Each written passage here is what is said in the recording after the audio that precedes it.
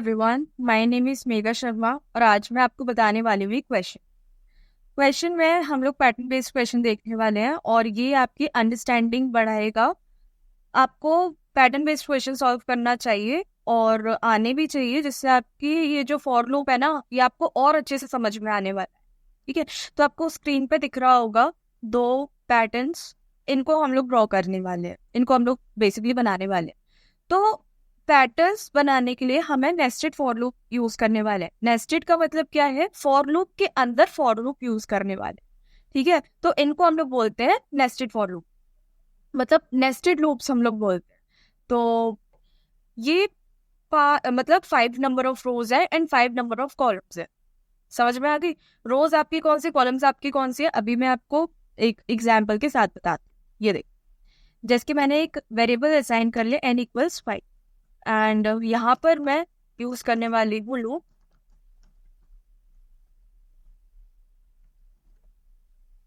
And इसके अंदर एक और मैं फॉर लूप यूज करने वाली हूँ।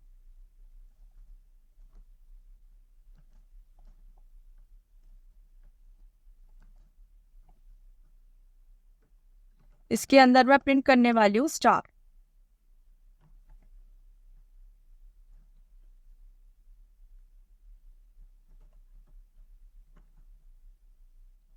एंड इसको रन करके देख लेते हैं हमारा क्या आ रहा है। ठीक है, तो हमारा परफेक्टली एक पैटर्न बन गया है।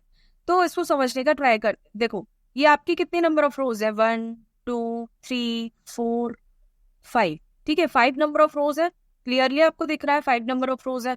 तो बेसिकली क्या होता है ना, ये जो आउटर फॉर लूप होता है ना, ये जो आउटर फॉर लूप होता है, ये आपको नंबर ऑफ रोज प्रिंट करके देगा। मतलब हमें कितने नंबर ऑफ रोज चाहिए, हम आउटर लूप से पता करेंगे, और कितने नंबर ऑफ कॉलम्स चाहिए हम लोग इनर फॉर लूप यूज करके करने वाले हैं। ठीक है, जैसे कि हमारे फर्स्ट रो में हमारा सिर्फ एक ही कॉलम है। ठीक है, सेकेंड रो में हमारे 2 कॉलम्स है, थर्ड रो में हमारे 3, फोर्थ रो में हमारे 4 एंड फिफ्थ रो में हमारे 5 कॉलम्स है। तो ये कौन डिसाइड कर रहा है कितने number of columns? Number of columns बोल लो या फिर नंबर ऑफ स्टार्स बोल लो, बात एक ही है। तो ये आपका इनर फॉर लूप डिसाइड करने वाला है। और भाई इसका क्या काम है, इसको चलो हटा के देखते हो, फिर देखना आपको समझ में आएगा।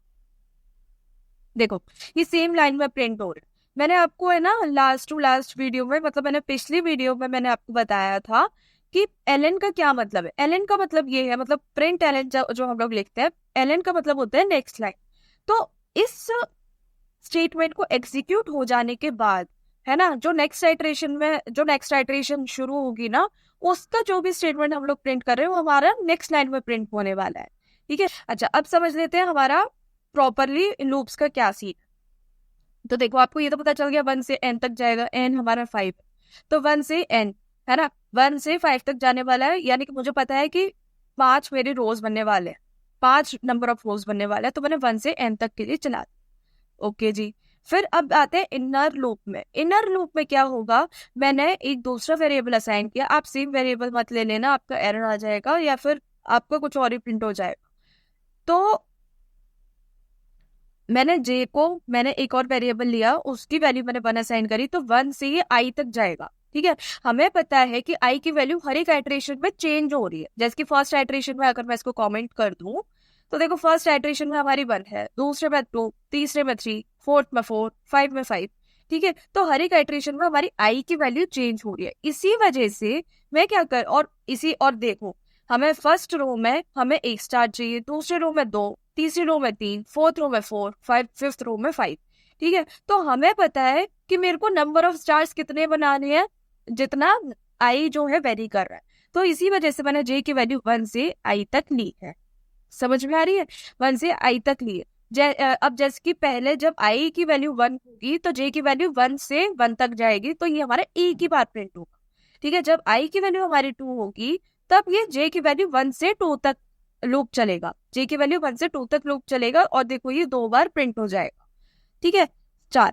और थर्ड आइटरेशन में, आउटर फॉर लूप की थर्ड आइटरेशन में आई की वैल्यू 3 होगी, तो जे हमारा 1 2 3 हमारा चलेगा और वो हमारा स्टार प्रिंट करेगा 3 बार। देखो थर्ड रो में 3 बार ये प्रिंट कर रहा है। फिर उसके बाद नेक्स्ट लाइन में जंप करे, है ना, इस स्टेटमेंट के थ्रू हम नेक्स्ट लाइन में जंप करें, फिर आई की वैल्यू हो जाएगी 4, तो जे जो है हमारा 1 to 4 हमारा रन करेगा और उसके बाद 4 बार ये स्टार को प्रिंट कर देगा। आपको बात समझ में आ रही है? ओके, अगर आपको समझ में आ गई तो वो बहुत अच्छी बात है। और हम लोग है ना एक और चीज कर सकते हैं, ये जैसे कि मैं एन जो है ये मैं यूजर से भी इनपुट ले सकती हूँ। मतलब यूजर हमें बताएगा कि हमें कितने नंबर ऑफ रोज प्रिंट कर रहे हैं, तो उसके लिए मैंने स्कैनर क्लास को इम्पोर्ट करना है।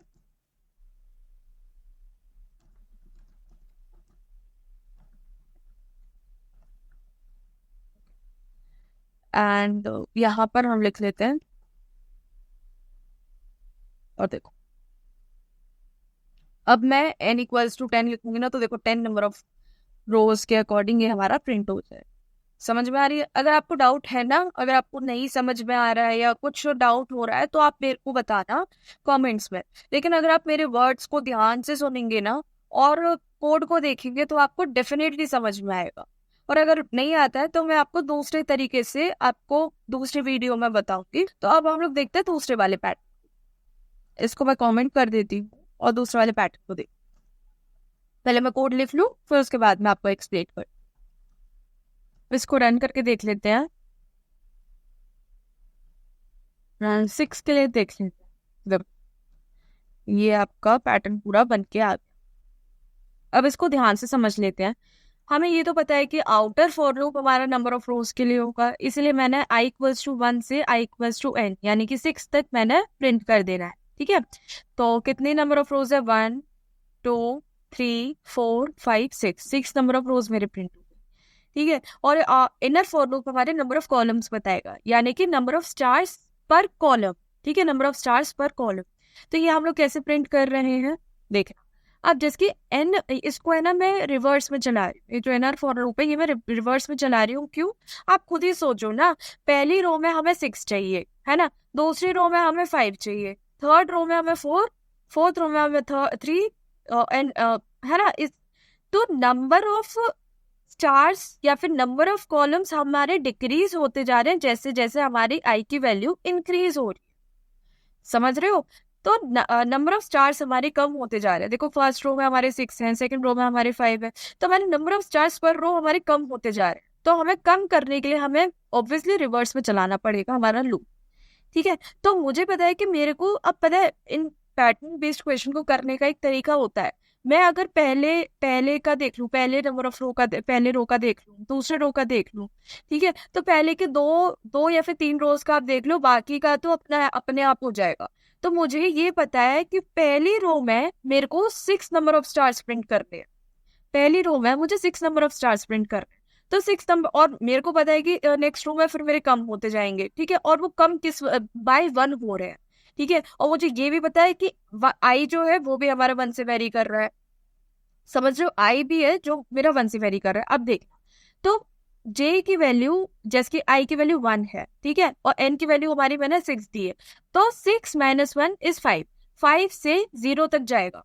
समझ में आ रही है? 5 से 0 तक जाएगा है ना, 5 से 0 तक जाएगा रिवर्स ऑर्डर। तो 5 से 0 तक आप काउंट करना, 6 ही आएगा। तो 6 नंबर ऑफ स्टार्स मेरे प्रिंट हो गए। तो 5 से 0 तक जाएगा रिवर्स ऑर्डर में, तो मेरे 6 नंबर ऑफ स्टार्स प्रिंट हो जाएंगे, है ना। आई की वैल्यू 1 पे, जब आई की वैल्यू 1 होगी तब आई की वैल्यू 1 के लिए इनर फॉर लूप हमारा रन होने वाला है। तो इनर फॉर लूप हमारा जब एग्जीक्यूट होगा तो जे की वैल्यू 6 - 2 इज 5, सॉरी 6 - 2 इज 4। 4 से 0 तक जाएगा, तो 4 से 0 तक काउंटिंग कितने हो गए? 4 3 2 1 0। तो 5 काउंटिंग हो गई। तो 5 काउंटिंग तक, मतलब 5 ये नंबर ऑफ कॉलम्स जो है ये प्रिंट करने वाला है। ठीक है, जब आई की वैल्यू 2 हो जाएगी, जब आई की वैल्यू 3 हो जाएगी थोड़ा इटरेशन में, तो इनर फॉर लूप में जे की वैल्यू कहाँ से शुरू होगी? 3 से शुरू होगी। 3 से कहाँ तक जाएगी? 0 तक जाएगी। तो 3 से 0 तक हमारा 4 नंबर ऑफ कॉलम्स यानी कि 4 नंबर ऑफ स्टार्स मैंने प्रिंट करने हैं, तो वो मैंने कर दिए। ठीक है, और ये हमारा क्या है, ये मेरे को हर एक इनर फॉर लूप के बाद ये मेरे को प्रिंट करना ही करना है, ये मेरे को स्टेटमेंट लिखना ही लिखना है। क्यों लिखना है? मेरे को नेक्स्ट रो में आने के लिए, नेक्स्ट रो में आने के लिए ये मैंने प्रिंट करना। समझ में आई है? तो इस तरीके के क्वेश्चंस को करना आपको जरूरी है, और ये एग्जाम्स में भी आ जाते हैं, और ये आपके अंडरस्टैंडिंग को बढ़ाते हैं। तो बेटर होगा कि आप इन क्वेश्चंस को ज्यादा से ज्यादा प्रैक्टिस करो। इन क्वेश्चंस को ही नहीं, मैंने जो पहले क्वेश्चंस करवाए वो भी अच्छे से प्रैक्टिस करो। और मैं इतनी गारंटी दे रही हूँ, मतलब लास्ट वीडियो में, लास्ट लेक्चर में मैं आपको सारे के सारे कोड्स को प्रोवाइड करने वाली हूँ, साथ ही साथ मैं आपको शेड देने वाली हूँ उसके। आप ये पूरी लेक्चर सीरीज देखो, सारे क्वेश्चंस करो, क्वेश्चंस को प्रैक्टिस करो, और जो मैं शीट देने वाली हूँ वो आप करो। तो मैं आपको गारंटी दे रही हूँ, आप बेसिक टू इंटरमीडिएट लेवल के जितने भी जावा के क्वेश्चंस होंगे वो आप कर लेंगे। एंड हम कुछ हैकर रैंक के भी क्वेश्चंस को हम डिस्कस करेंगे आगे आने वाले लेक्चर्स। ठीक है, तो आज की वीडियो हम यहीं खत्म करते हैं। अगर आपको ये वीडियो पसंद आई हो, then do like this video, subscribe my channel and share it with your friends. Thank you.